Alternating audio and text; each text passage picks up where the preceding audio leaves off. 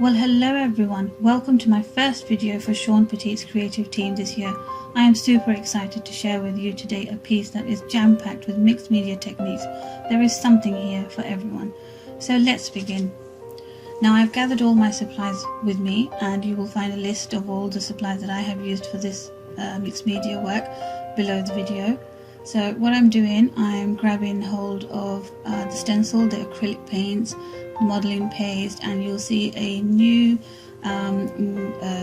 mixed media over here, which is ground rice, which is from my kitchen cupboard. I wanted a textury pumpkin. So what you saw here was me penciling out on my paper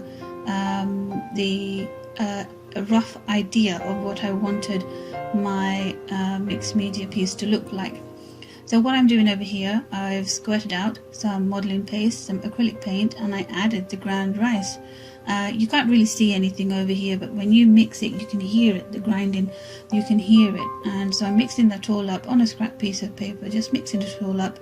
And I'm going to use Sean Petit's pumpkin stencil, and this is my first ever project doing something with pumpkins. So I was naturally really excited. So I'm adding my modeling paste onto a piece of A4 paper over the stencil, and I'm using orange and a bit of red and some yellow for some different shades here and there. And this is really simple looking pumpkin, but you will get to see towards the end of the video how I add more detail to give the pumpkin more character, let's say. So when I lifted that up, that was so satisfying. I really liked it. Yes, I've got lots of thumbs up in my video because I had lots of those thumbs up happy moments throughout this whole piece. Now, jelly printing. Who doesn't love jelly printing? It's one of my favorite things. I always feel like a little child in school playing about with jelly prints, and it was just so fun getting my hands all in with this. So I've chosen some scrap paper. I've got my jelly print, jelly print over here, and I've got some acrylics and my brayer, and I'm just adding some interest in the background with all of the stencils that I have from my stash, including some that I have from Sean's collection as well. And all I'm doing is I'm just having fun. I'm having lots of fun, lots of colors, lots of textures, and just creating lots and lots of interest. Now what these are going to become, these sheets that I'm creating with the jelly print and the stencils, these are going to be turned into my autumn leaves, and you will see how I do that. This stencil I just used, I handmade it. I have put a link below as well, so have a look at how I made that. Yeah, so I'm just carrying on having lots and lots of fun and creating lots of different backgrounds. And as you can see, with jelly print you don't need a lot of acrylic paint. A little goes a long way, and you can just add so many different types of colors and just play. The jelly prints, when you play with them, nothing is ever the same. You cannot create the same image twice, for example, unless if you're really meticulous. That's just something you can try to have an adventure with. But I just love jelly printing. It's one of my favorite things to do, and I'm sure if you were to try it, if you've never tried it before, you would also enjoy it as well. It can be quite addictive. So here I am, I'm just continuing with lots of different stencils, and I've finished all of them, left them to dry. And I've got my sheet over here, and I am adding with a foam brush some gesso, so that when I add my acrylics they can spread on the page nicely and smoothly.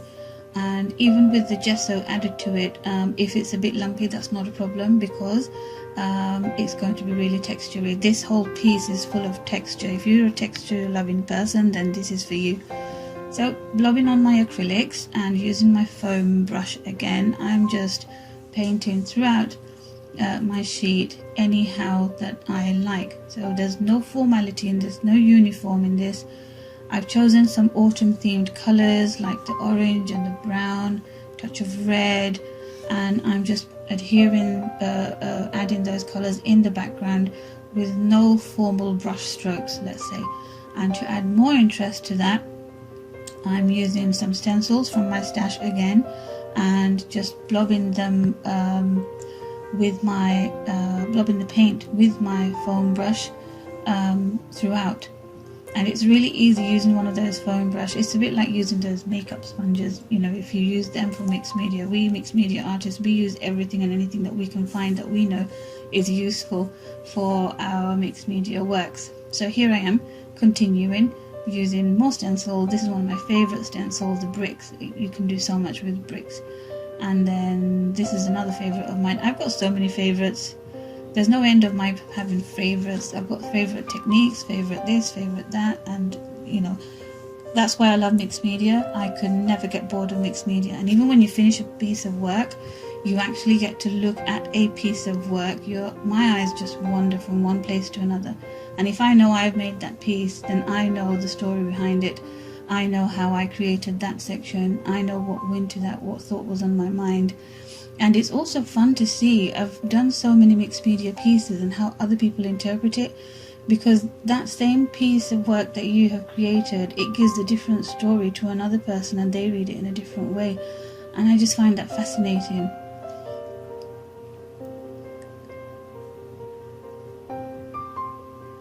There we go, another thumbs up. So what I'm doing over here, I'm using my fingers and some gesso and adding little sections around my piece. The white actually does a lot of good and it brings out a lot of good elements to the piece. And it was fun actually using the finger, the gesso, and the image just came out perfectly. I like this leaf particularly, the last one, and it's just bringing the whole page together. And then on different occasions I use a wet baby wipe and just let's say blend it in. Now one of my favorite techniques I'm doing over here, just random stamping with random stamps that I have from my stamp collection and adding more interest to the background. And you will get to see I do the same with those jelly prints that I have done as well. I didn't use anything different. I stuck to those 3 stamps just to keep everything in line, let's say, and matching up. This is one of my favorite stamps. The shapes on it and the images, it's just perfect to create backgrounds.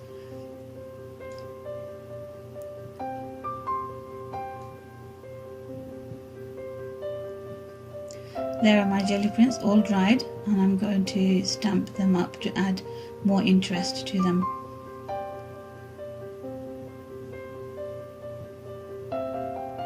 And I'm only just showing the 2 so that you get an idea of what I'm doing. Now coming back to my main piece, it's dried and I'm washing it down with watered down brown acrylic paint because my background is vibrant. I want it still there, but I want to push it slightly to the background, and that colour, that wash down, does the perfect job. Now here's a new technique that I learned, and I always watch Sean do it in her videos, and my hands have always itched to try this technique, and this was like the perfect opportunity. It's so much fun to create this kind of textury background, and when that leaf popped up when I did that, that was just amazing. But it goes underneath my quote at the end, but at least I have it on video, so that's a good thing. So I'm just blending in the work, the gesso properly with the background. Now this is one of Sean's new stencils, and I really like this. It's so large and bold, and it's very tily, and I didn't want it fully on the piece. I wanted it in kind of a patchwork way, and it just came out perfectly, beautifully, and I really like it. Here comes another favorite technique of mine. I love my splashes, and if only you can imagine the mess that I have created when I do splashes on my desk or wherever I work. But the splashes are something unique that brings the work together, and it binds everything together. And I'll be doing the same actually on my leaves as well, you will see shortly. So here's my stamp, my leaf stamps. They're my favorite stamps. I've done so much work with them, and I'm stamping the 3 stamps in that collection onto each of those sheets. That's what I'll be doing. So I'm just showing you one so you get the idea of what I do with all of them. and my work is dry. So my work is dry and I'm just having a feel of it. The texture feels so good on my hand. And okay, I'm here with my die cutting machine and the dies, the leaf dies that come along with it. And again, I'm showing you one sheet so that you get the idea. I'll be cutting a bunch of leaves out with these dies, and they actually came out so good. They look like real leaves. I was super happy with them.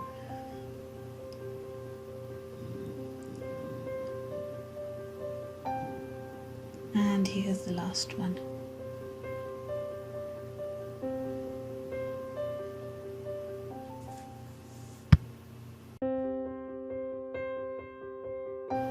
And so here I am ready with my leaves. There's just something missing, and I'm just going to add some splashes with my white gesso. To do that, I'm watering down the gesso and doing some splashes with my brush, and that just helps the leaves look a bit more complete and it matches with the work that I have created. Now my pumpkins are dry, and to dry them I used a tray that I had heated up on my cooker hob, and they have dried from beneath completely, and they are dried fully enough so that I can actually cut them around, and you'll see later how easy it is. In the meantime, I'm getting my quote ready for my piece. So as you can see here, because it's completely dry, the pumpkins, I can cut them out peacefully without having any issues with them and without ruining them. And you'll see later on how I give these pumpkins more character with my watercolor pastels, with my white Posca pen, and with the black charcoal pens as well. So what I'm doing over here, everything of mine is ready, the leaves, the pumpkins, the quotes, and I'm just cutting the edges from the quote to match with the work. And you'll see me do this a lot, laying them about and just making sure that I'm happy with the complete final look. Now before I adhere everything on, my edges, my borders looked somewhat incomplete, and what I'm doing is I'm going in with my watercolor pastels and adding a shade of brown and adding a shade of black as well to enhance the look and give it the border and to finalize it. I wouldn't have been able to do that actually, and you'll get to see why, is because I adhere the leaves right up to the edge, to the border.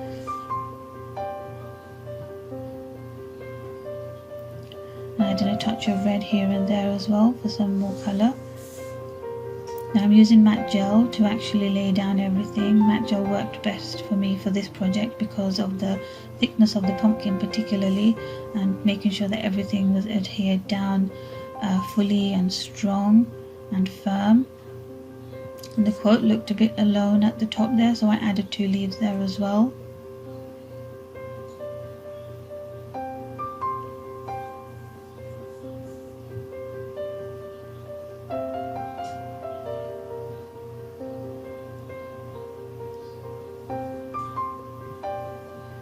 Now I'm laying down all of my leaves. Before that, I'm adding character to my pumpkin, as I mentioned earlier, with my watercolor pastels and using a wet brush, and I'll be going around the borders as well.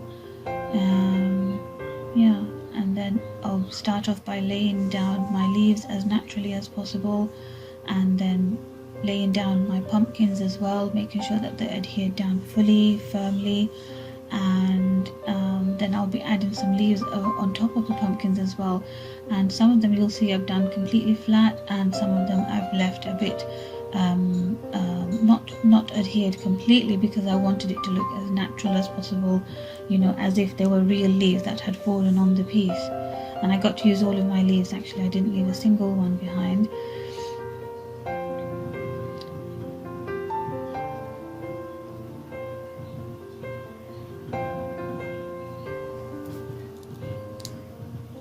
And there's my pumpkins. I'm adding them to my piece, and I'm going to add my leaves now as well.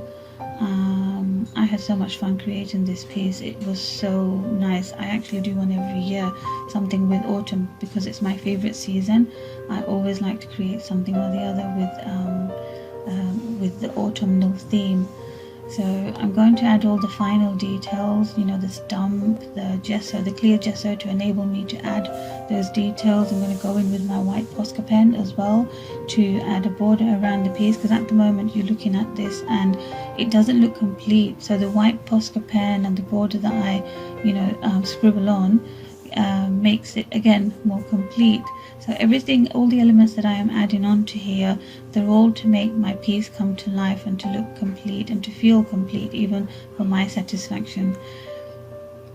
So I really hope you enjoyed watching this. I thoroughly enjoyed making this. Do check out Siobhan's website for her stencils and all her fascinating work. I'm really grateful for Siobhan and her team to accept me and her team over here. And do check out the details below for the supplies and everything else, and I'm looking forward to creating more and sharing them with you, and I hope to see you all next time with more projects, more work, more fun and more techniques. So with that, I will wish you a happy autumn, and I'll see you next time. Bye for now.